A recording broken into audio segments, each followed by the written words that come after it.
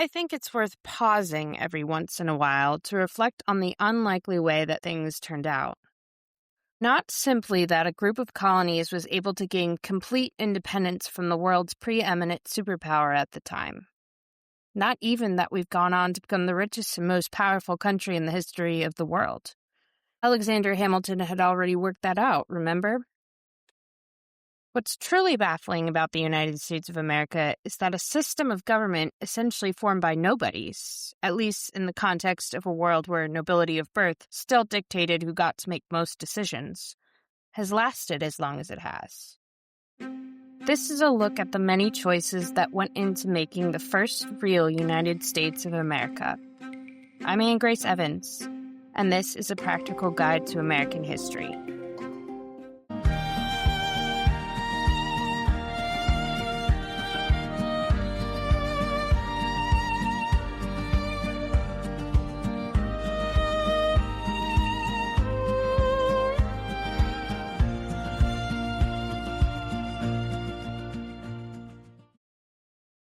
The limits of life under the Articles of Confederation were becoming too difficult to ignore.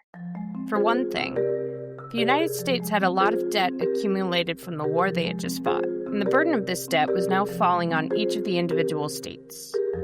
For the wealthier southern states like Virginia, this was less of a problem. But for states like Massachusetts, which had accumulated the largest war debt, it was more of a struggle. To pay off these debts, state governments collected taxes, which is what they had always wanted, for taxation to be decided by their chosen representatives. But not all Americans were bearing up equally well under the weight of these taxes, it being a heavier burden for a subsistence farmer than a plantation owner. And then there were the problems caused by the central government's inability to tax. Theoretically, states would contribute some of their revenue to the national treasury, but there was no actual mechanism to force them to do so. So Congress didn't actually have any money to carry out the functions of the national government, like paying veterans for their service. To remedy this, during the war, Congress had printed more paper money, which became increasingly worthless as more of it was created, meaning that a subsistence farmer, whose service had literally created the country, watched whatever money he had been paid by his government, if he had even been paid anything, quickly depreciate in value. Farmers like Daniel Shays. Daniel Shays was a war veteran struggling to pay his taxes, like many other farmers. State governments demanded hard currency instead of the worthless paper money that most people had more readily available.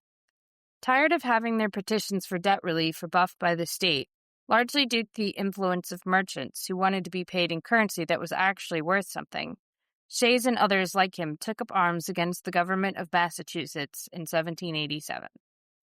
Though their rebellion was eventually put down by state militia, they had made it abundantly clear that the United States couldn't survive under its current form of government. The fact that a stronger central government was needed was by now apparent. But how to create that without creating a leader who is too strong in the process? A king, essentially. People's individual rights needed to be recognized and respected, and their voices heard. But here there was also another contradiction. How to also guard against an excess of democracy? In other words, how can you keep average voters from routinely exercising too much power?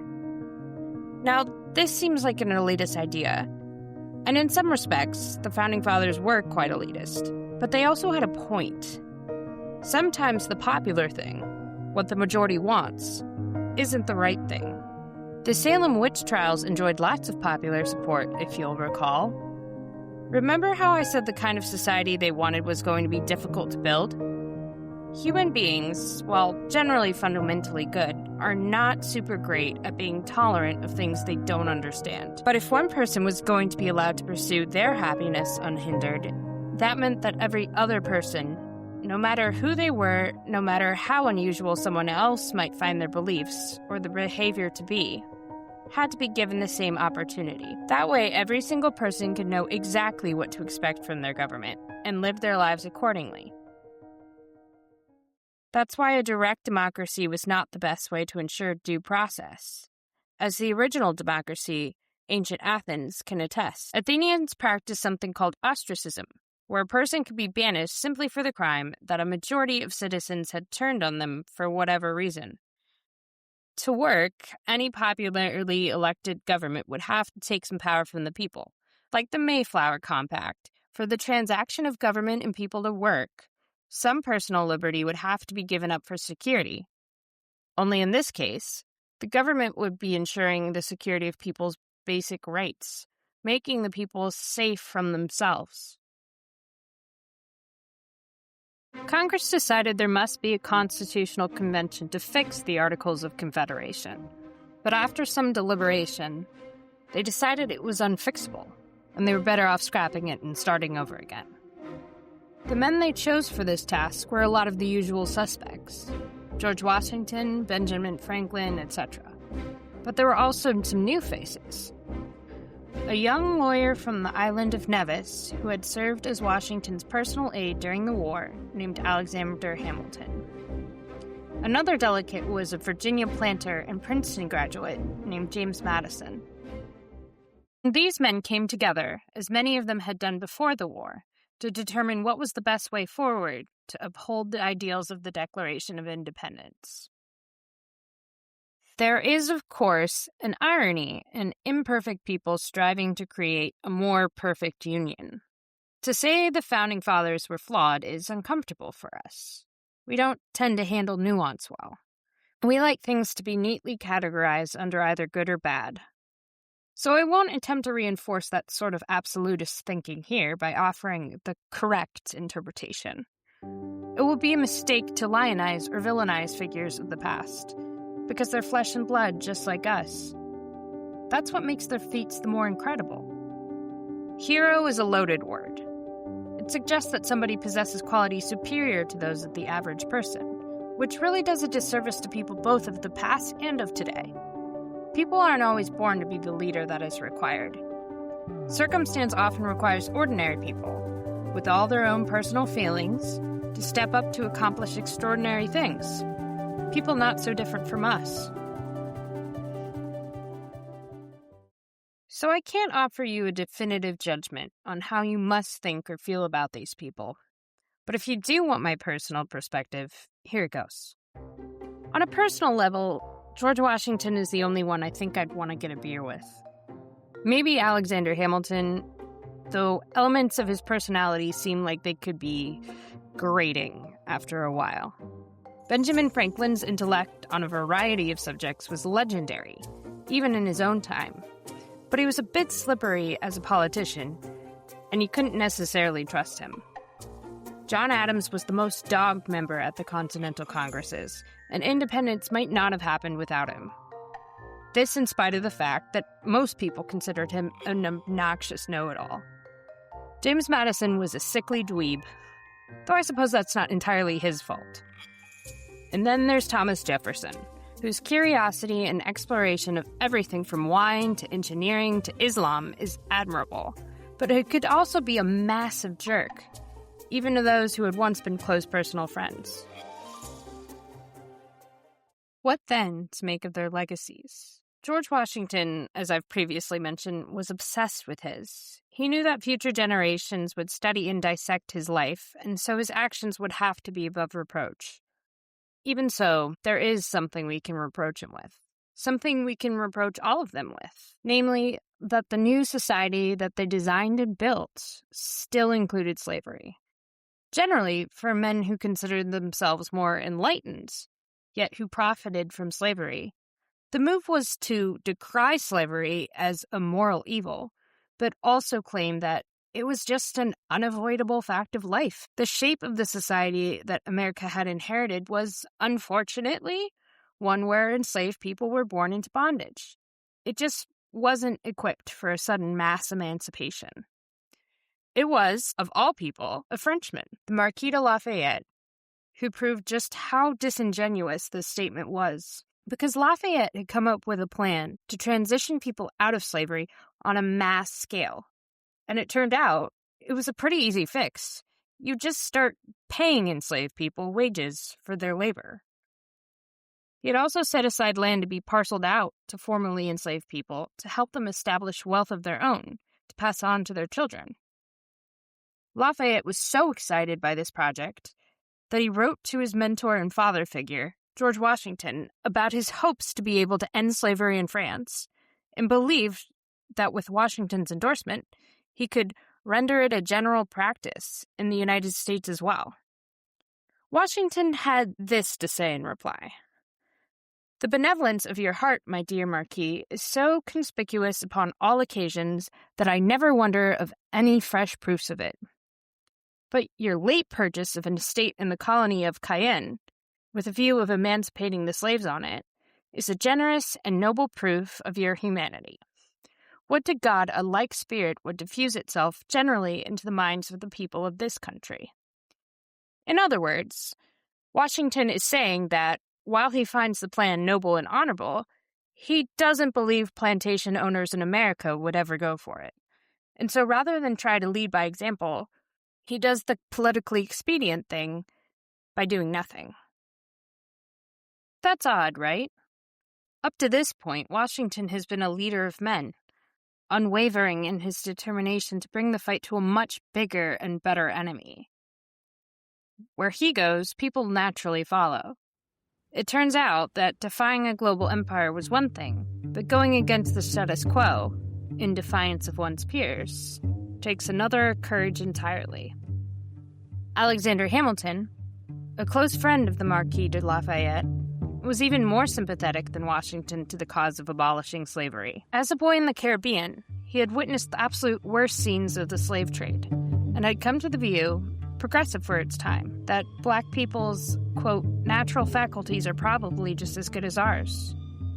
But he was also an outsider who desperately wanted to fit in, and so he was never too willing to swim against the current on this controversial issue. He would help found the New York Manumission Society and the African Free School, but he made no actual legal or political contributions to ending slavery, even when he was in a position to do so. And then there are the tales of more personal cruelty that directly contradict these men's higher ideals. When an enslaved maid of Martha Washington, Ona Judge, managed to escape to freedom in New Hampshire, the Washingtons relentlessly pursued her, ultimately unsuccessfully. Maybe you could explain away Washington's unwillingness to follow Lafayette's emancipation plan as him not wanting to create waves during the fragile time of the nation's formation. But if he truly believed that the honorable and noble thing is that all people should be free, as he wrote to Lafayette, then why would he work so hard to try to keep Ona Judge enslaved? It is an unusual quirk of the human brain that we are able to practice cognitive dissonance, that we can actively think and believe one thing, while also retaining a deep-seated and opposing belief, most times without even realizing it. Like King George, when he received the Congress's petition and responded tyrannically, we unconsciously form impressions from an early age, and we revert to our natural wiring when pressed. George Washington was raised from an early age to be a plantation owner, absorbing all the prejudices and entitlement that went along with that. And however genuinely he may have felt sympathetic to the abolitionist cause, he saw Ona Judge's desire for freedom as defiance, and his internal wiring told him to feel affronted by this. Life tests us, giving us a chance to see just how far we're willing to go for our convictions. We don't always pass. Then there's Sally Hemings. You may be somewhat familiar with Sally Hemings, the enslaved girl of Thomas Jefferson, who bore several of his children. She was 15. He was 40. The relationship was not something she could really refuse her consent to. People have criticized scholars' focus on Sally Hemings because they fear it diminishes Jefferson's accomplishments. To that I say, are you familiar with the fantasy series Good Omens? Well, whether you are or aren't, there is a concept in it that I think about a lot, and I think it applies to Sally Hemings. In this series about heaven and hell and angels and demons, the worst punishment someone can receive is not death, not hell, but being erased from the book of life. You're not just gone. You never were. That's a fate that far too many people in history experience. We know that they lived and that they built so many things in this country, but we'll probably never know their names or anything about them. So the fact that we know not just the name Sally Hemings, but also her story, isn't something we should ignore. She was a person who lived, and it's just as important to tell her story, with all its pain, as it is that of a general or a president. At least, that's the American perspective, that there's promise and value in everyone's life story, no matter where they may come from. The intention is not to affect how you think of Thomas Jefferson, even if that ends up being a byproduct. It's to do justice to the fact of Sally's existence. Though our brains are good at cognitive dissonance, ironically we struggle with consciously holding and repeating ideas simultaneously. That someone whose actions we admire might also be guilty of moral cowardice, or even outright cruelty. But then these aren't archetypes of characters in a story.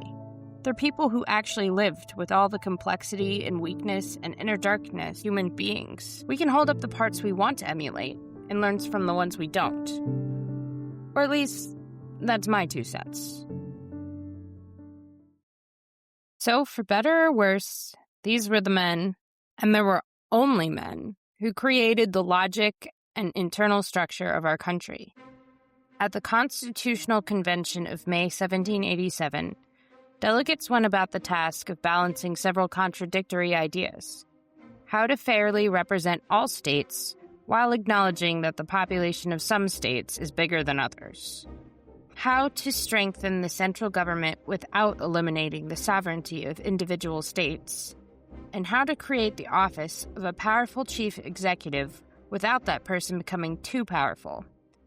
The convention wasn't completely without resources to draw on to help them answer these questions.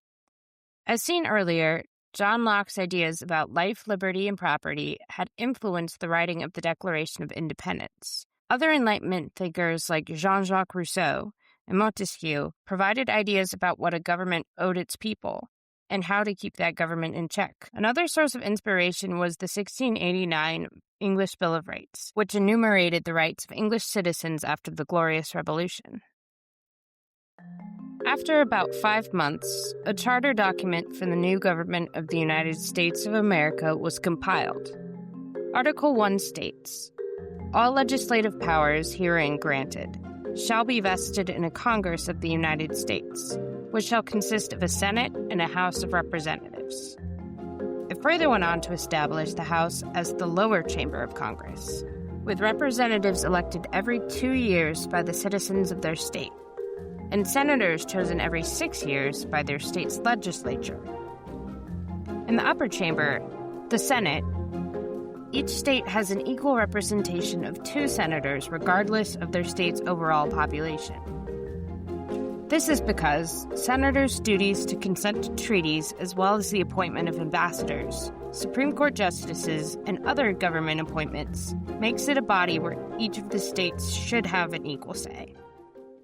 In the House, quote, "representatives shall be apportioned among the several states, according to their respective numbers, which shall be determined by adding to the whole number of free persons 3/5 of all other persons." Much debate had surrounded how to account for these, quote, "other persons," the enslaved population of different states. Slave owners wanted to have their cake and eat it too in regards to slavery. They wanted their enslaved laborers to count towards the number of representatives that their state had in Congress, but they didn't actually want them to have a vote. This concerned Northern delegates through the Constitutional Convention, not necessarily on behalf of the enslaved, but because Southern states, which had a higher enslaved population, would automatically have an advantage in numbers in Congress. The compromise was that each enslaved person should count as 3/5 of a person. Once elected, the Congress shall assemble at least once in every year. All bills for raising revenue shall originate in the House of Representatives, but the Senate may propose or concur with amendments, as on other bills. Every bill which shall have passed the House of Representatives and the Senate shall, before it become a law, be presented to the President of the United States. Which brings us to Article 2. The executive power shall be vested in a President of the United States of America. The President shall be Commander-in-Chief of the Army and Navy of the United States. He shall have power to make treaties, provided 2/3 of the senators present concur, and, with consent of the Senate, shall appoint ambassadors, other public ministers, judges of the Supreme Court, and all other officers of the United States. He shall, from time to time, give to the Congress information of the state of the Union, and recommend their consideration such measures as he shall judge necessary and expedient. He shall take care that laws be faithfully executed, and shall commission all the officers of the United States. The President shall be removed from office on impeachment for and conviction of treason, bribery, or other high crimes and misdemeanors. It isn't a ton to go on for what the President is meant to do. Congress makes the laws, and the President, quote, takes care that the laws be faithfully executed, whatever that means. He is the Commander-in-Chief, but he can't officially declare war without a vote from Congress. He can veto legislation passed by Congress, but a 2/3 vote by both chambers can override his veto. Then there's the Vice President, who's even more of an afterthought. All Article 2 says about him is, after the choice of the President, the person having the greatest number of votes shall be the Vice President. In the case of the removal of the President from office, or of his death, resignation, or inability to discharge the powers and duties of the said office, the same shall devolve on the Vice President. Also, occasionally, he, or in one case she, might be the tie-breaking vote in the Senate. The Constitutional Convention determined that the best way to pick the President and Vice President was through a system known as the Electoral College. Each state shall appoint, in such manner as the legislature thereof may direct, a number of electors equal to the whole number of senators and representatives which the state may be entitled to in the Congress. You may have noticed that there's no actual mention of people voting here.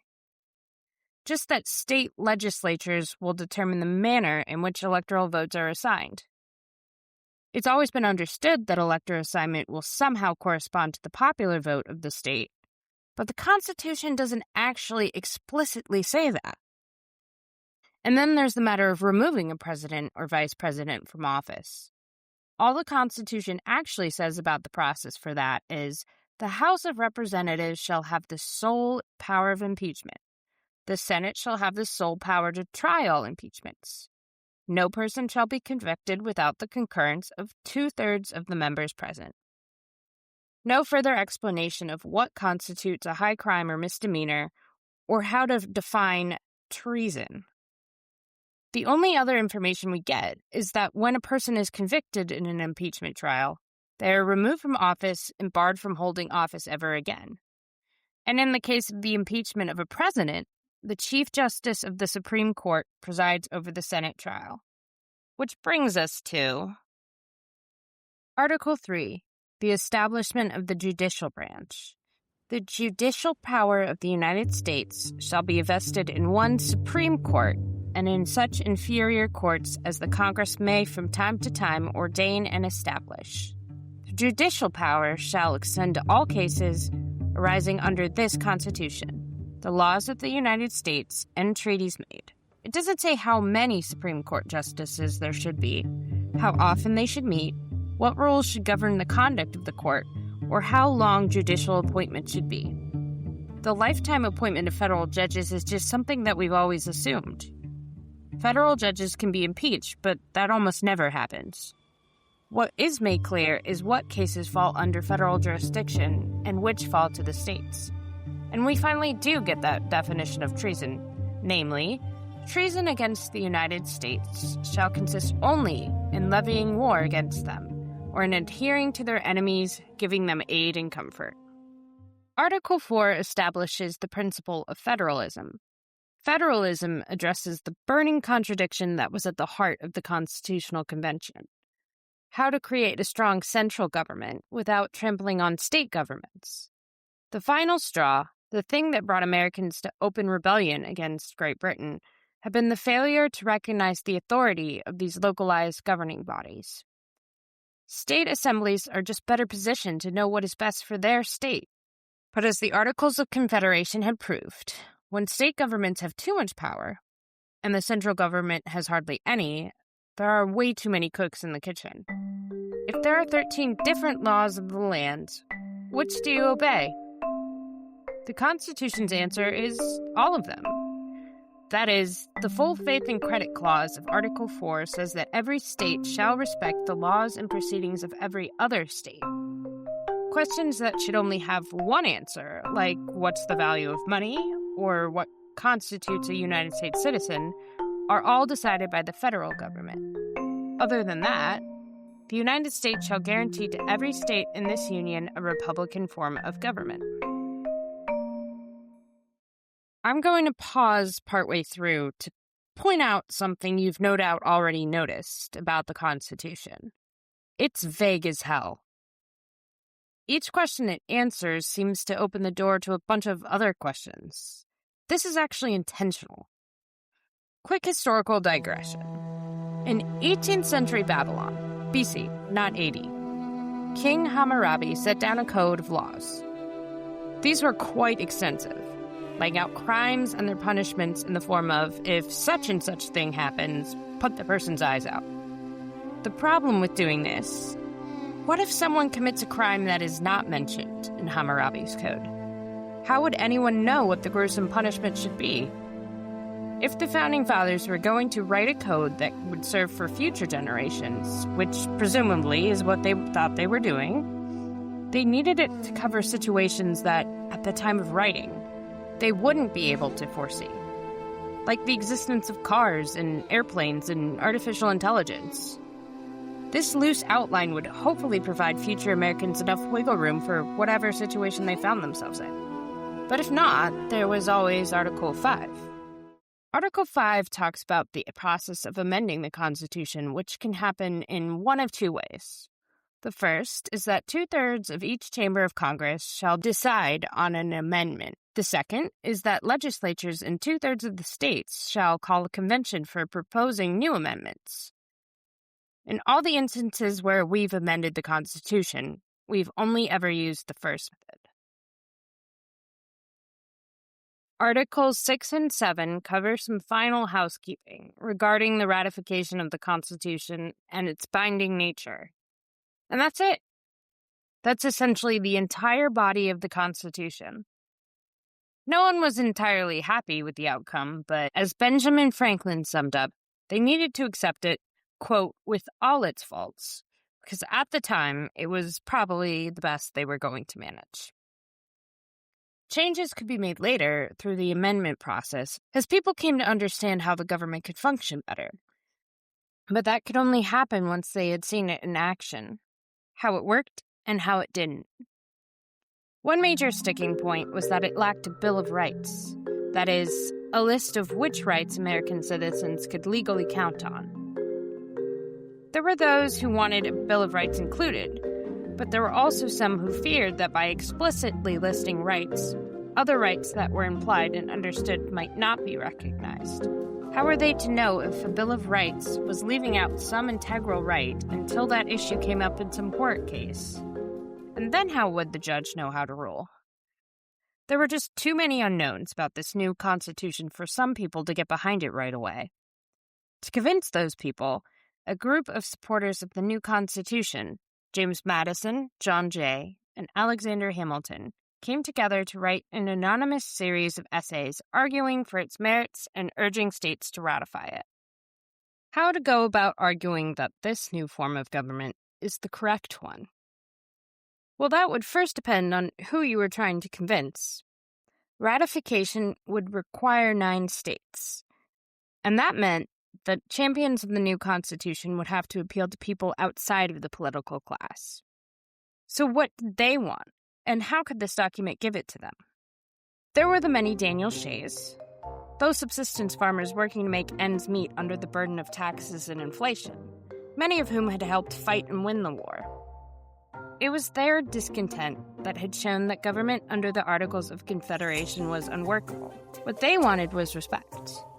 The nation the politicians were building wouldn't exist without the blood, sweat, and tears of ordinary men like Joseph Plum Martin, who wanted to see the dream that they had sacrificed for, a country where everyone had the opportunity to succeed, realized. There were the merchants like Brittingham Dickinson of Baltimore, whose business interests had been undermined under British rule, and who were often at odds with the smaller farmers during the debt crisis under the Articles of Confederation. There were tavern keepers like Adamson Tanhill, who after service in the Continental Army relocated to the burgeoning city of Pittsburgh to try his hand at owning and operating his own establishment. Politics would be of especial concern to owners of taverns because not only were watering holes like this places where political meetings would be held, they were also often where people would go to vote.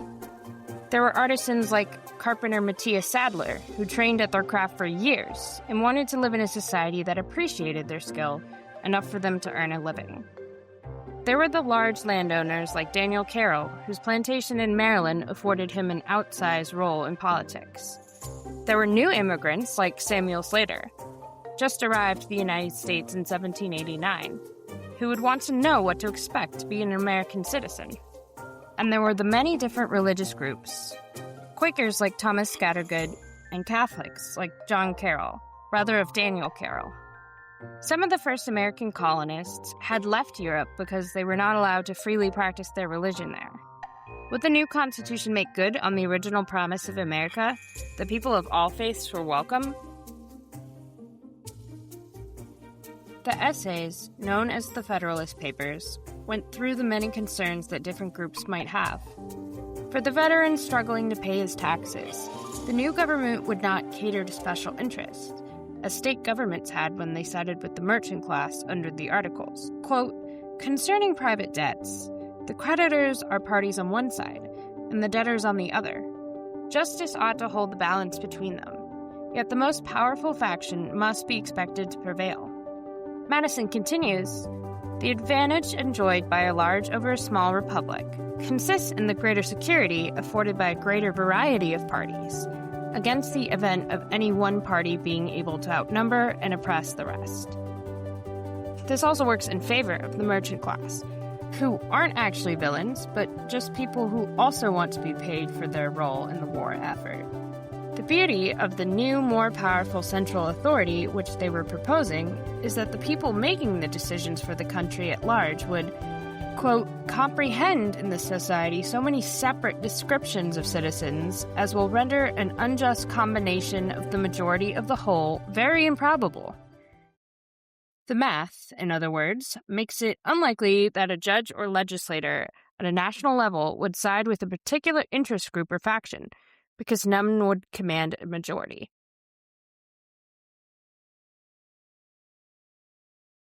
It would appear that these essays were convincing, because eventually the 9 states that were necessary for ratification signed on, with the understanding that a Bill of Rights would be added. The English Bill of Rights, established after many years of civil war and revolution in Great Britain, provided the model for what rights the American government should guarantee, with, of course, the one obvious flaw. American citizens were not British. The entire idea behind the existence of the United States of America was that Americans didn't feel secure in their rights as British subjects. So how could the U.S. Constitution give people that assurance, that the things that mattered most to them were protected and couldn't just all of a sudden be taken away? The first 10 amendments to the Constitution make up the Bill of Rights. Most people know that the First Amendment guarantees freedom of speech, but that's actually only one of 5 freedoms guaranteed in the amendment. The first of these rights states that Congress shall make no law respecting an establishment of religion or prohibiting the free exercise thereof. A two-parter. Not only can any religion or sect not be discriminated against, but the government can't promote any one religion over another, as that might lead to preferential treatment and empowerment of one group, a group that could then discriminate against the less empowered. The Founding Fathers considered this dual right so important and fundamental that they listed it even before freedom of speech. Religious tolerance, like any form of tolerance, doesn't always come naturally to us. If we believe ours to be the right way, then how can we stand for others claiming that they're also right? Which brings us to the second right. Congress shall make no law abridging freedom of speech. So there are two ways in which Congress might threaten speech, either on behalf of the government or on behalf of the people. Without this guarantee, Congress could very easily make a law that states that no one can speak negatively about a policy that the government may have enacted. If that were the case, then people wouldn't be able to voice their frustration, pressuring Congress to change course. But just like that public pressure might persuade legislators to do what is in the public interest, the loudest voices might also be calling for a ban on speech that they don't like. Another example of how people's intolerance is a potential threat to basic rights. The third right, freedom of the press, is a similar idea, but the right exists for a slightly different reason. Remember the Zenger case, where a jury in colonial New York stated that he could not have committed libel if the things he printed were true. A free press, as opposed to ordinary citizens able to speak their minds, exists to challenge the government, to take whatever it is that lawmakers are saying and investigate whether or not they're telling the truth. People in power will hate this, which is exactly why it needs to be protected. There's also the potential that without freedom of the press, the state would be able to dictate exactly what the media is allowed to say. But that's not really something we have to worry about just yet in this century. The Fourth and Fifth rights in the First Amendment are the right of the people peaceably to assemble and to petition the government for redress of grievances. This is the basis for our right to peaceful protest. We have a right to make our opinions known to those in power through what we say and write, and probably most dramatically, when we show up in great numbers. No doubt this is also a reaction to when Congress sent their petition to King George III in 1775, and he responded by branding them all traitors. Which brings us to guns. The Second Amendment is about as well known as the First, which is interesting because it's doubtful that most people are familiar with the whole thing. The amendment reads, "A well-regulated militia, being necessary to the security of a free state, the right of the people to keep and bear arms shall not be infringed." That's all. Guns aren't even actually specifically mentioned, though we've come to understand that this is what is meant by the word arms. What about other types of weapons? Are there theoretically any limits on those? It doesn't explicitly say so. There's also the issue of maintaining a well-regulated militia for the security of the state. We obviously don't have to do that anymore. We have police and National Guard units, and these are armed by the government. They don't have to provide their own equipment. Pleading the Fifth, of course, means that you're invoking your right to remain silent under questioning. But actually, the Fifth Amendment does a lot of heavy lifting. No person shall be held to answer for a crime unless on indictment of a grand jury, nor shall any person be subject for the same offense to be twice put in jeopardy, nor shall be compelled to be a witness against himself, nor be deprived of life, liberty, or property without due process of law, nor shall private property be taken for public use without just compensation. The federal government needs to formally approve a charge against you to hold you for a crime, just as a warrant needs probable cause. That's clear. Now we get to the part about being twice put in jeopardy. What this double jeopardy clause means is that you cannot be tried twice for the same crime. If you are acquitted, there is no appeals process for the prosecution. These are all elements of due process, a lengthy system for deciding guilt or innocence that, in theory, should look the same for everyone. No sneaky surprises to rock your entire world. The government can't just show up one day and take your property. At least not without notice and appropriate compensation. Amendments 6 and 7 provide the further structure of trial by jury and that all the facts of the case, including witness statements, be publicly presented to the accused person and the counsel that they are entitled to. For those who are unable to convince a jury of their innocence, there is the Eighth Amendment. Excessive bail shall not be required, nor excessive fines imposed, nor cruel and unusual punishments inflicted. It's somewhat reassuring, but it doesn't go into detail about how excessive is or what is considered too cruel or unusual. For instance, they were completely fine with death by hanging or branding with hot irons. To this day, certain states consider the death penalty as an acceptable punishment, while others have decided that it exceeds their notions of cruel. Finally, the Ninth and Tenth Amendments provide final guarantees that the people can expect to lead their lives without too much interference from the national government. The Ninth states that the enumeration in the Constitution of certain rights shall not be construed to deny or disparage others retained by the people. That's to comfort those people who worry that that's exactly what would happen. And then the 10th Amendment says, the powers not delegated to the United States by the Constitution, nor prohibited by it to the states, are reserved to the states respectively, or to the people. This is the reason why some states are able to continue the execution of prisoners while others do away with the practice. Many of the decisions for governing day-to-day life are left up to the states, and what decisions are not theirs to make are left up to us. Only the Constitution doesn't exactly specify how these powers are distributed and where the state's authority stops and the individual's begins. So, as you can see, we do have a Bill of Rights, but some parts are maddeningly vague. Despite this fact, the entire 10 amendments of the Bill of Rights were ratified in 1791. America's first presidential election took place between December 15th, 1788, and January 10th, 1789, to accommodate the slow pace of travel and communication. Polling sites were prominent places in each township, such as the central courthouse or local tavern. Some states did use paper ballots, but most were still using the old traditional method of calling out your vote to be publicly counted. Most states only allowed propertied white men to vote, but some northern states did allow free black men to vote, and until 1804, New Jersey allowed women to vote.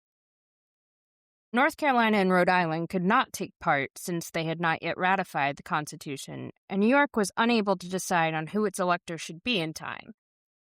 The first vote was a little all over the place, understandable since they'd never done this before, and in the end, only 28,009 people, less than 2% of the population, ended up voting. But the result was unambiguous. Perhaps unsurprisingly, people felt that George Washington was the most natural choice for the job. George Washington was sworn in as president on April 30th, 1789, in the new capital of the United States of America, New York City. At his inauguration, he gave an address to assembled members of the newly elected Congress, in which he reminded them all of what their new duties were. He, as president, would determine how best to carry out the functions which they, as Congress, would specify in law. Congress, at their temporary digs at Federal Hall in New York City, showed up for their terms like freshmen on move-in day, all eager anticipation with zero clue what to expect. Except in their case, they were going to have to build this institution from scratch, with only a loose framework in Article 1 for guidance. So the first order of business is getting to work figuring out how this thing works. The Constitution does provide a starting point, that each chamber of Congress shall choose their own leadership. Hooray, that's done. Now what? Because the Constitution only states that these officer positions should exist, not what their responsibilities were. They were officers of a country that, as yet, had no rules. A list of guidelines, sure, but beyond laying out the loose structure of the government, it didn't actually state what was and wasn't legal. It was now Congress's job to fill in all the blanks. So Americans weren't living in the purge. But how would you, an ordinary person up until now, with likely no training or life experience for this, go about doing that? What if, in trying to use your best judgment, you're still wrong? The first Congress certainly had these concerns, and so they decided to set up a select committee, one that exists for a single purpose and is then dissolved, to determine the rules they should operate by. The Select Committee's report established the following. No motion shall be debated until the same shall be seconded. The previous question being moved and seconded, the question from the chair shall be, shall the main question be now put? And if the nays prevail, the main question shall not then be put. Every bill shall receive 3 readings previous to its being passed. No bill shall be committed or amended until it shall have been twice read, after which it may be referred to committee. I've summarized a bit, but you can see that the process is pretty complicated, by design. Maybe no one wants to see how the sausage gets made, but the grueling process of grinding out a law is there because the first Congress recognized that they really had no idea what they were doing. I mean, this was completely uncharted territory. They were just guessing and hoping they made the right choices. And if at the end of a very long and torturous process, they ended up with something that the majority was pretty much happy with, at least it could be guaranteed that it had jumped through all the hoops and had everybody's eyes on it. For their first act, Congress moved to strengthen the new American economy. The Tariff Act of 1789 placed a 5% tariff on imported goods and an even higher rate on some goods like textiles and iron. Congress believed that they could dissuade people from buying foreign imports by making them more expensive. And as a result, American industry would have more room to develop and grow.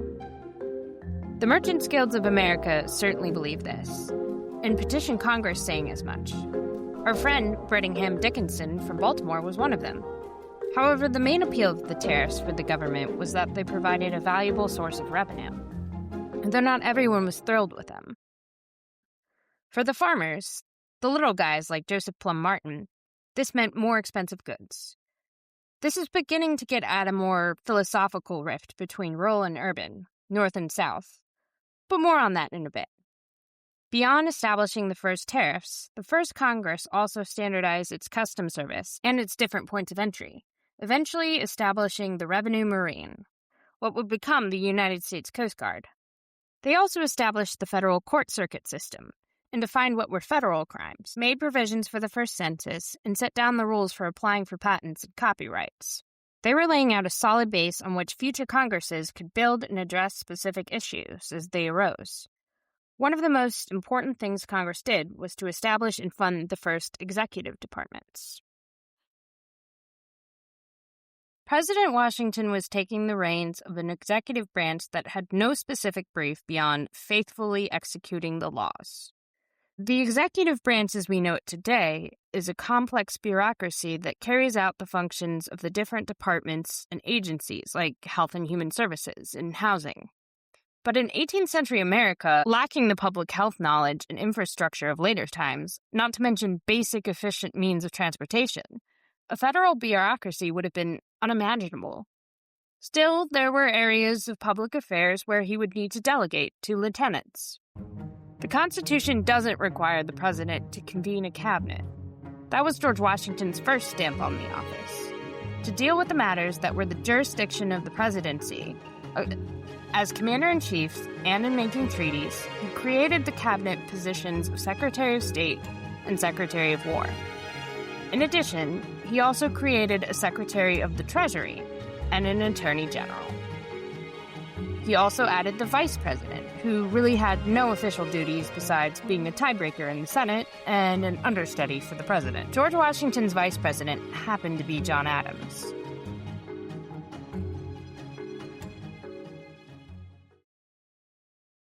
It's kind of remarkable that these men, one of whom alone would have made a significant impact on our history, happen to live and think and influence all at the same time, in the same place. It's a bit like the Beatles. One of them making music on his own is amazing. That they all four found their way into a band together is astounding. So it was in the early days of the United States. The special sauce that makes our republic work couldn't have come about without the push and pull from these differing personalities and intellects. In the earliest days of the American government, when they were still determining how everything would work, they also had to make it seem to the rest of the world that the United States was a serious endeavor, a country that could take its place beside other countries. For his cabinet secretaries, Washington had nominated Henry Knox for what at that time was a pretty dormant War Department, Edmund Randolph for Justice, Thomas Jefferson for State, and Alexander Hamilton for Treasury. If Washington had hoped these men would work well together, he was soon disappointed. Thomas Jefferson was born into money and property, so his general worldview was that the life of the rural, landed gentleman was the best you could live, free to be lord of your own domain and totally responsible for your own destiny, without the interference of the government. Alexander Hamilton was born into completely different circumstances, the illegitimate son of an already married woman and a penniless Scottish adventurer. From the outset, his circumstances didn't appear too promising. When his father abandoned them and his mother died, it was the charity of others on his Caribbean island home that allowed him to go to the American colonies and study. Through his own talent and ingenuity, he made it all the way to Washington's cabinet. But he never would have gotten there if it hadn't been for that first hand up in life. This is what molded his beliefs that the government needs to create conditions to allow people to get ahead and thrive. It really boils down to what type of society the government should be encouraging. The one view was of a country of farmers, people who looked out for their own needs and those of their family, in the purest form of meritocracy there was, where the soil would give back what was put America's economic fate, and therefore its power, in the hands of hardworking and virtuous people, instead of Congress controlling the purse strings. The dependence of commerce on the federal government might give it too much power and create a symbiotic relationship between government and business that would squeeze out the little guy. This had happened with the merchants in the Massachusetts legislature in the case of Daniel Shays' rebellion. The other view was one of the future. This country would invest in building new towns and cities where there could be an exchange of ideas and marketplaces that would produce new commercial innovations and opportunities. But none of that could happen without the involvement of the federal government. Roads needed to be built and maintained, market conditions needed to be stabilized. There needed to be people building the future, and they needed to be given a chance and a clear path to do that, even if they weren't born to the same lucky circumstances as Thomas Jefferson. At the core of the disagreement between the two parties who would become Federalists and Democratic Republicans was anxiety over which way would become ascendant in America: preserving life as people knew it, or embracing progress. Their first major clash would come over the issue of the national debt.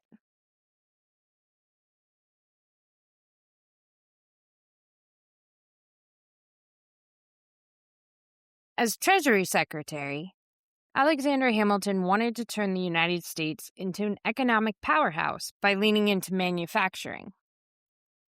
To create an internationally recognized economy, the United States would need a few things. First, it needed to establish its credit. If other nations were going to lend to the United States or invest in the U.S. market, they needed to know that Americans were trusty business partners. Like, were they able to pay their debts? Remember that old chestnut? Some states had larger war debts than others. Some had already completely paid theirs off.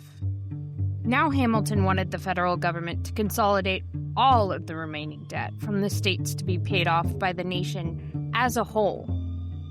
The thinking behind this was the same as standardizing the value of money, that the country would have a uniform reputation for paying down its debt. Of course, if you lived in a state where the debt had already been paid off, you probably weren't too thrilled about the idea of now having to provide revenue for other states' debts. Another measure he wanted was the establishment of a central bank. A central bank is a national institution that regulates the amount of currency available in circulation and controls monetary policy, like rates of interest for loans. Hamilton thought that the government should actively be trying to promote American industry by trying to control rates of inflation subsidizing new ventures and levying taxes on foreign imports.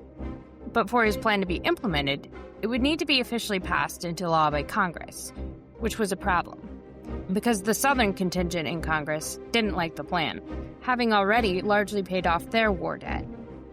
Thomas Jefferson had made his views clear about the executive branch having this much power to influence the economy when he said, "Mankind soon learns to make interested uses of every right and power which they possess, or may assume.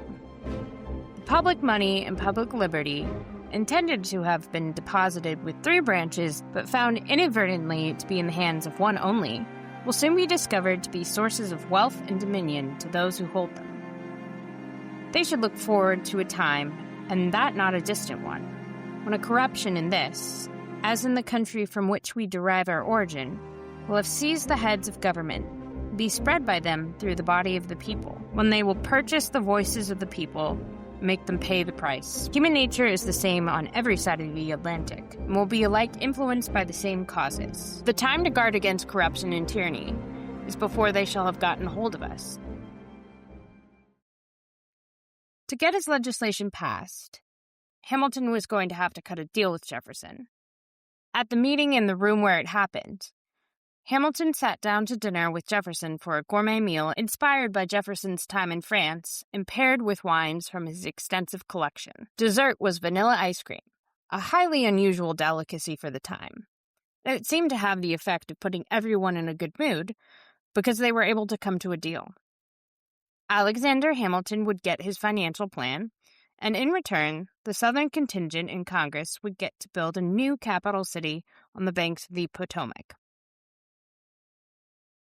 It was really Hamilton who came out the big winner, because Jefferson had understood correctly about public money.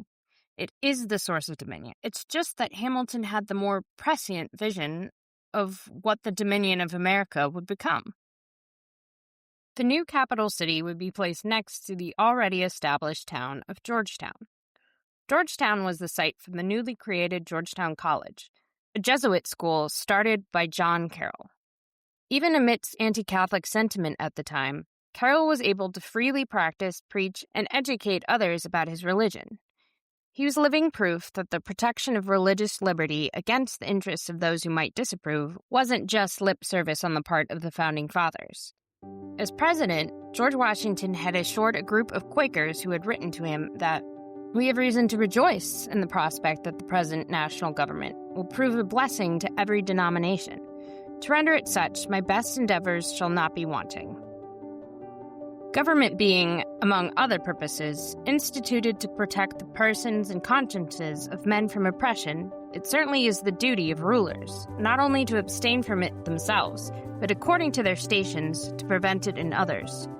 The liberty enjoyed by the people of these states, of worshipping Almighty God agreeable to their consciences, is not only among the choicest of their blessings, but also of their rights. Thomas Scattergood was one of the Quakers. The design for the city was to be a grid system, 10 miles square, as specified in the Constitution. George Washington and Thomas Jefferson, who had both been land surveyors in a past life, personally helped oversee plans for the capital. But it was a committee of local landowners, including John Carroll's brother Daniel, who finally picked the site. Master carpenters, like Matthias Sadler from earlier, were commissioned to begin work on monumental and ambitious new building projects. The first real threat to the new country came not from abroad, but at home. Congress passed an excise tax on whiskey, which was intended to pay down the debt that Hamilton's financial plan had assumed. If you remember from our time in Boston, whiskey is actually quite important, because people in the 18th century might have been able to plan better cities, but there still existed no consistently reliable source of clean water for everyone. Unless, of course, you had means to build your own private well, which meant that the people most consistently buying whiskey were poorer. The effects of the tax fell most heavily on those along the western frontier, who already felt neglected by the federal government. Distillers of whiskey were struggling to pay the tax, and tavern owners like Adamson Tanhill walked an awkward line, often serving as hosts to government officials and political meetings, yet feeling the squeeze just like everybody else. Just as in the case of Daniel Shays, protests against the tax began to turn violent, and in 1794, the Supreme Court declared Western Pennsylvania to be an open rebellion. This gave George Washington the authority as commander-in-chief to federalize state militias in response. The size of the force was so overwhelming that it met no resistance, and the rebellion died out. But it had raised some uncomfortable questions. Again, people were asking what role the government should have in return for taxation, and how to temper the fact that a direct tax will always fall hardest on the people who have the least. The other issue most pressing for the Washington administration was the French question. Technically, in exchange for their aid in our revolution, we were bound as their allies to intervene when they were in trouble. France, having overthrown the monarchy and instituted a new republic, faced threats from all sides in Europe, where other monarchies saw this new republican movement as a threat. But the French Revolution, which had started with a lot of high-minded ideals about liberty and equality, had devolved into something else entirely. I don't want to get too in the weeds about French history because it can be a bit confusing. I mean, are you a monarchy or not? Make up your minds. But right at the time the American Republic is getting started is about the time that the French Republic starts going off the rails. It started with the prosecution of the former king and queen, Louis XVI and Marie Antoinette. France's new constitution, the Declaration of the Rights of Man, which the Marquis de Lafayette had had a hand in drafting, laid out the rule of law and principles of due process, just as the United States Constitution had. But when it came to the trials of the former monarchs, the National Assembly stated from the outset that they were looking to convict, even manufacturing some evidence in the case of Marie Antoinette. However you felt about the king and queen, under the laws of the French Republic, they were guaranteed a fair trial, which they didn't get. And if they were willing to bend the rules once, they'd be willing to do it again. Which they did, when they suspended the Constitution, citing the wars with their European neighbors. Instead, they instituted a revolutionary tribunal, which would decide guilt and innocence. They tended to lean more heavily towards guilt. Under government minister Maximilien Robespierre, the French government led what came to be known as the Reign of Terror, so called because of Robespierre's assertion that terror is nothing other than justice, prompt, severe, and inflexible. It is therefore an emanation of virtue, which, yikes.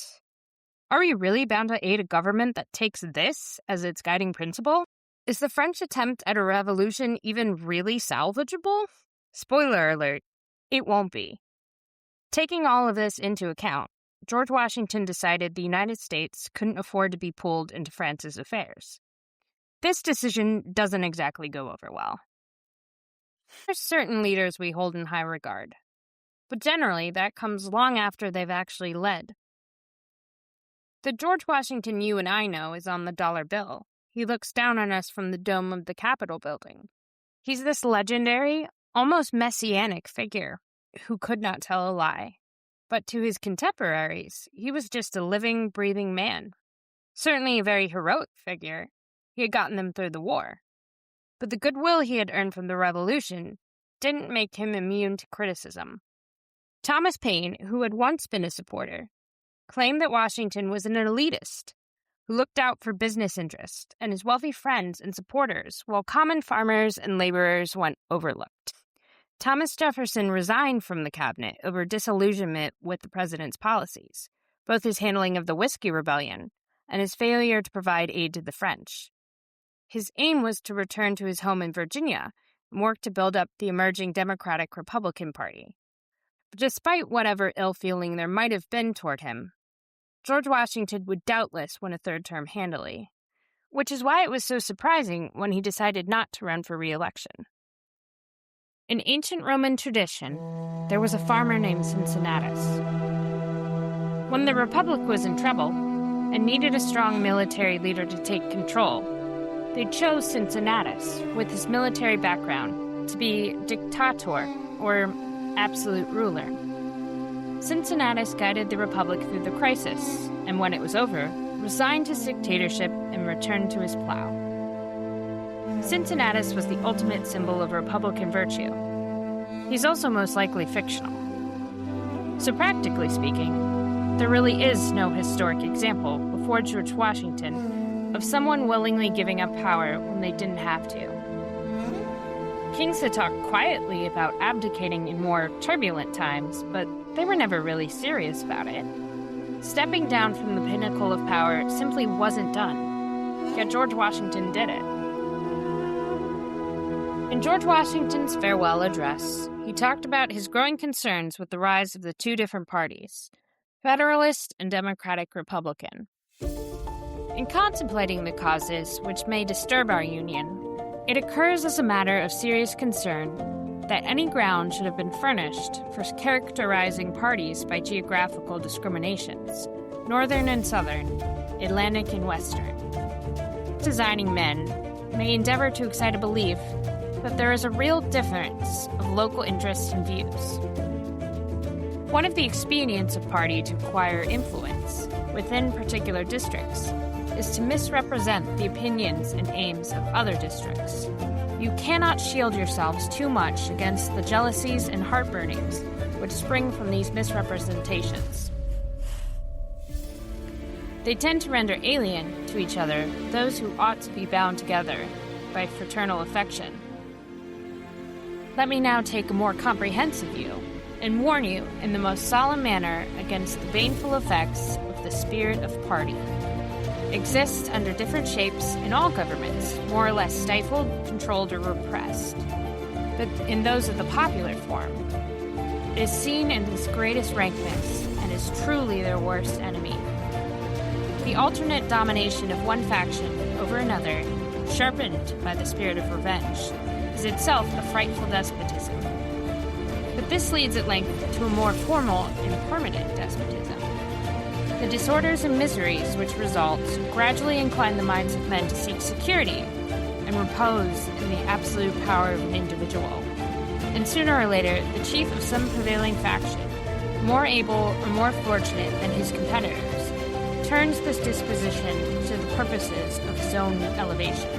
On the ruins of public liberty, the spirit of party serves always to distract the public councils and enfeeble the public administration. It agitates the community with ill-founded jealousies and false alarms, kindles the animosity of one part against another, foments occasionally riot and insurrection. It opens the door to foreign influence and corruption, which finds a facilitated access to the government itself through the channels of party passions. It demands a uniform vigilance to prevent its bursting into a flame. Who could possibly succeed George Washington? The most logical choice seemed to be his brilliant, yet cantankerous Vice President, John Adams. John Adams was inheriting the office of president as Washington had fashioned it, as well as many of the headaches he was leaving behind. Thomas Jefferson became vice president after receiving the second most electoral college votes. At one time, he and John Adams had been close friends, but Adams was a Federalist and Jefferson was a Democratic Republican. And despite Washington's hopes that the country might rise above factionalism, the divide between the two was only going to become more pronounced. There was also still the situation in France to deal with. In a few short years, France had gone from the terror of Robespierre to a consolidation of power by the French military, and one general in particular. Napoleon Bonaparte came from humble origins, but was savvy enough to see opportunity for himself in the chaos of revolutionary politics. By 1799, he was able to orchestrate a coup d'etat, eventually crowning himself emperor. This led to more war, which came to embroil all of Europe. The desire of the United States was to stay out of it, but Napoleon, eager to flex his muscle, kept provoking the young country. The quasi-war that developed between the two happened mostly at sea, but there were some who thought that America ought to be building up its military at home. Alexander Hamilton believed the United States should have a permanent standing army for its own security. Here, he and John Adams strongly disagreed, to the point where they resorted to personal insults. This was a real problem for Adams, because Hamilton was basically the leader of his political party, the Federalists. If the two men were fighting, it could split the Federalist vote.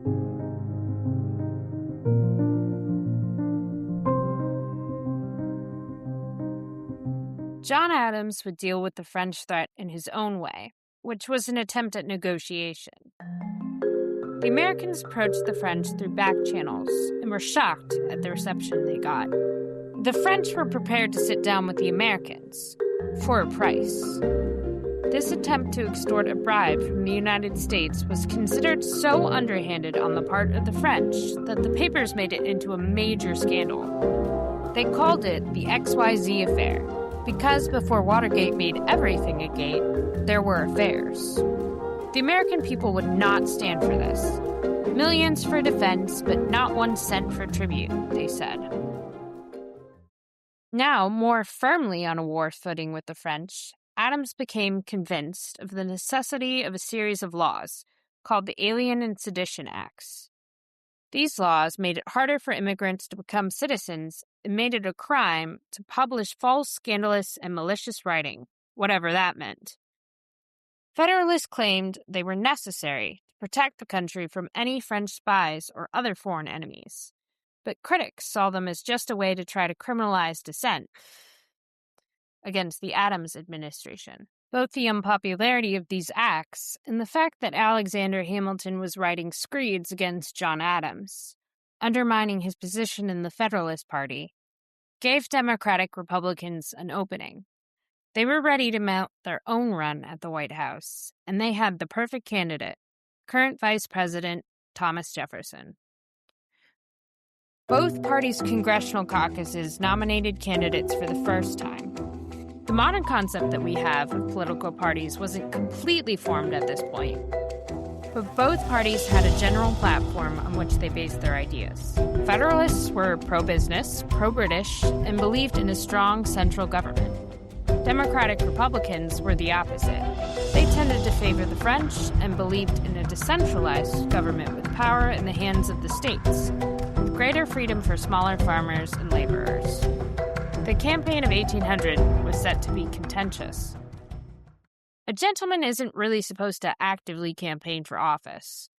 Directly asking people to put you into power was considered unseemly. Yet this campaign, between two former friends, quickly turned dirty. Personal attacks were leveled, and competing newspapers for both sides whipped everyone into a frenzy. Complicating things further was Aaron Burr. Aaron Burr was nominated by the Democratic-Republican caucus as a vice presidential candidate, but the role of vice president was simply awarded to the person who finished second in the Electoral College. So theoretically, when he was nominated, he was running against Thomas Jefferson, not with him. This did split the Democratic-Republican vote, but not as badly as the Federalist vote. Poor John Adams was destined to become a one-term president. The Constitution states that if there is a tie in the Electoral College, then the election is thrown to the House of Representatives. Already the process of collecting and counting votes was a lengthy one, but then to still have no winner must have been nerve-wracking. This was only the third time they'd done this as a country, so it was all still pretty unprecedented. A tie between Jefferson and Burr meant that representatives would vote by state delegation to determine who would be president and who would be vice president. The problem was that most of the House of Representatives was made up by Federalists. A majority of state delegations were needed to win, but the Federalists couldn't decide between voting for Burr, because they hated Jefferson, or remaining in deadlock, throwing the election to the next in line, the Federalist Secretary of State. It was actually Alexander Hamilton who ultimately determined the outcome by swaying the members of the Federalist caucus to vote for Thomas Jefferson, who he disagreed with on every subject, but still saw as the more principled and therefore less dangerous choice. Adams was defeated, and he would go, but not before he played one final trick on Jefferson. Before Jefferson took office, Adams and Congress passed the Judiciary Act of 1801, which allowed him to create new courts and appoint new judges. But some of these appointees, like William Marbury, never received their official appointment papers when the Democratic Republicans came into power. Marbury and others sued new Secretary of State James Madison for his papers. The Supreme Court ruled in his favor that yes, Madison had broken the law by not delivering the appointment, but it also found something else. Marbury had sought a writ of mandamus to secure his appointment for Madison, that is, a court order demanding that a government official perform a duty that they had neglected. The court ruled that, even though he was in the right, they couldn't grant his writ, because he had brought his case before the court under the Judiciary Act of 1789, which the court decided was in contradiction of the Constitution and therefore invalid. We call this judicial review. The idea that a federal court can rule that a law violates the Constitution and should be disregarded. That concept might seem commonplace to us now, because courts do this all the time, but this case was the first time that an American court had introduced the idea. Marshall had proved the Constitution unworkable. The Founding Fathers had done it. They had created a strong central authority in the federal government, but had managed to distribute, and therefore diffuse, that power. It's like a really high-stakes game of rock, paper, scissors. If paper didn't beat rock, the player who threw rock would become unstoppable. With the court's ruling, Marshall had thrown paper. Forever after, if someone overstepped their constitutional bounds, the Supreme Court had the authority to reverse their actions. The founding documents wouldn't just declare that no one was above the law. The court could actually referee that law. In 1785, Thomas Jefferson had feared that it would only be a matter of time before the United States fell into elective despotism. But maybe he was wrong. Maybe they could make a republic work after all. Epilogue. In his first inaugural address, Ronald Reagan said of the ceremony, "In our history, it is a commonplace occurrence. The orderly transfer of authority as called for in the Constitution routinely takes place. In the eyes of many in the world, this every 4-year ceremony we accept as normal is nothing less than a miracle." He's right. It is pretty amazing that the whole American experiment is really just built on trust. It's a little scary, too. We don't always seem to be in a very trusting mood. The rush of war is exciting. Everyone is united in a common purpose. The high stakes sharpen people's focus and cause them to put others before themselves. But eventually the war ends, and it is time to do the mundane, everyday work of governing. And it's harder to get people to feel as selfless and altruistic about maintaining basic civic order when the day-to-day stakes are no longer existential. Democracy isn't a state, it's an act. It's a choice we keep making over and over to trust in ourselves and one another. Sometimes that's much harder than going to war.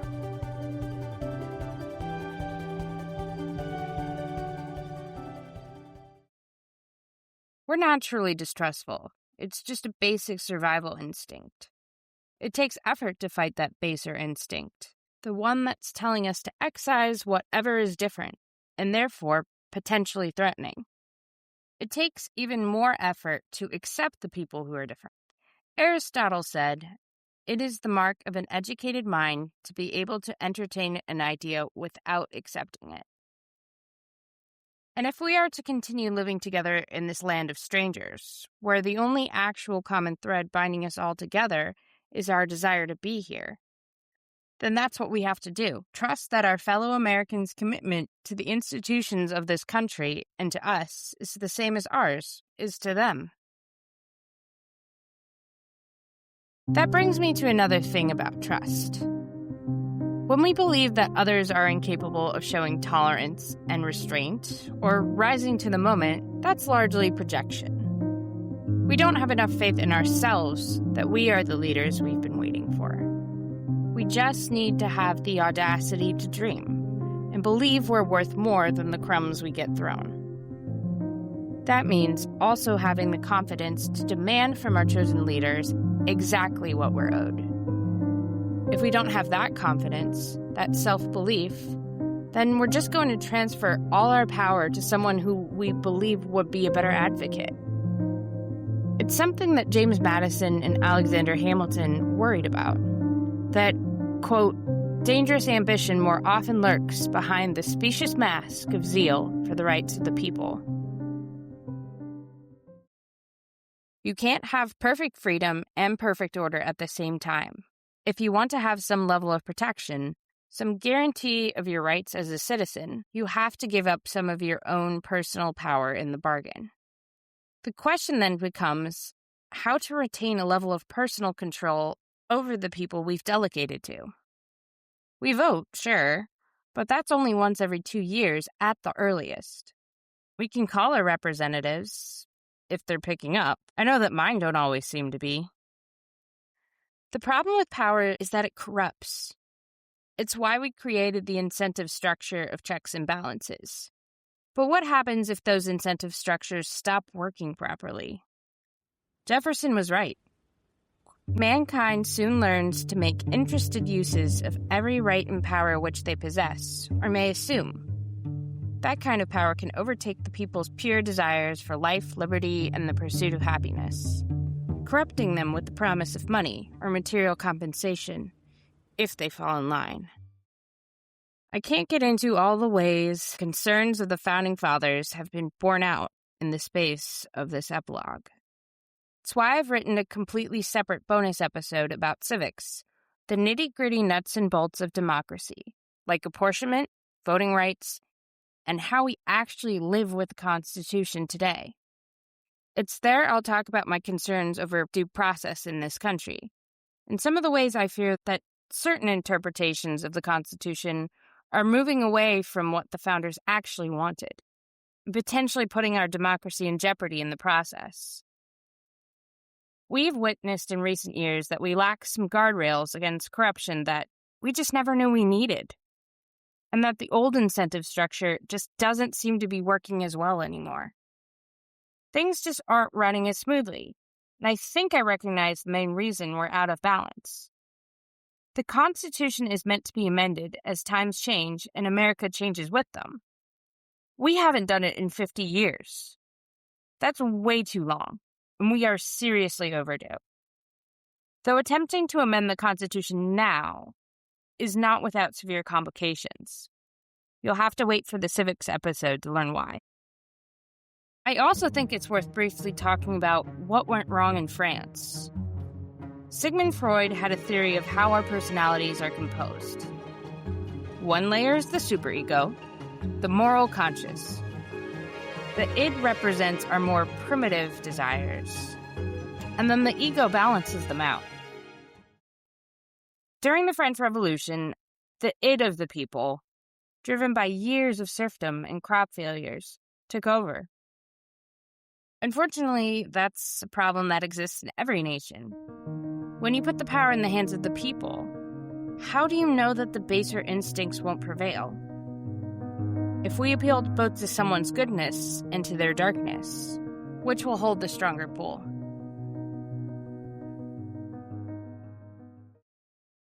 This era also offers a first glimpse into this divide between conservatism and progressivism, the left-right paradigm that still dominates our politics today. As much as George Washington might have bemoaned the fact of our political differences, especially regionally, the fact remains that this country is huge, with vastly different groups of people leading vastly different lifestyles. There isn't going to be a single perspective that can possibly capture us all. As for the two perspectives that did emerge, there'll be much more to say about them later. To end, I wanted to take a look at how life turned out for some of our test cases. Those men Alexander Hamilton, James Madison, and John Jay were targeting when they wrote the Federalist Papers. Our veteran farmer, Joseph Plum Martin, went on to write about his war experience in an autobiography. He would not receive the full pension he was owed for his service. He would not receive the full pension he was owed for his service until 1818. Tavern owner Adamson Tanhill went on to a long and storied public career in Pennsylvania, as well as in the U.S. House of Representatives. He also served in the War of 1812. Daniel Carroll also served in Congress, as well as in elected roles in his home state of Maryland. His brother John was America's first Catholic bishop before going on to found Georgetown University. Thomas Scattergood became a pioneer in the treatment of mental illness. Friends Hospital, which still operates in Philadelphia to this day, was founded on the principles of moral treatment towards patients. But it was immigrant Samuel Slater who was to have the greatest impact on America. That's where we're headed next.